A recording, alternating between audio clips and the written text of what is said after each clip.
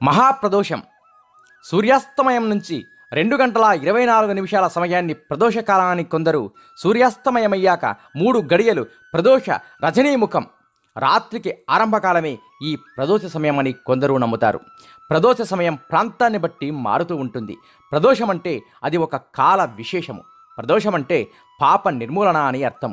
ప్రతిరోజు సూర్యాస్తమయ సమయములో చంద్రుడి కదలికల వలన ఏర్పడినది ప్రదోషము. అనగా చంద్రుడి గతి వలన ఏర్పడే తిథుల సంధులలో సూర్యాస్తమయము అయితే అప్పుడు ప్రదోషము అంటారు.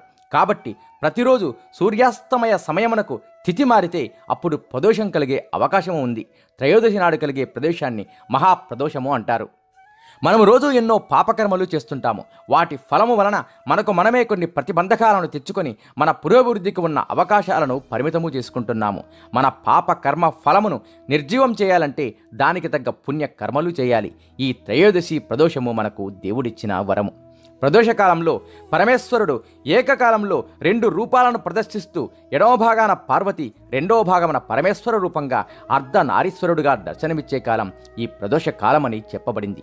పరమశివుడు సదా ప్రదోషకాలంలో హిమాలయాలలో కొన్ని పుణ్యక్షేత్రాలలో నాట్యం చేస్తూ ఉంటాడు.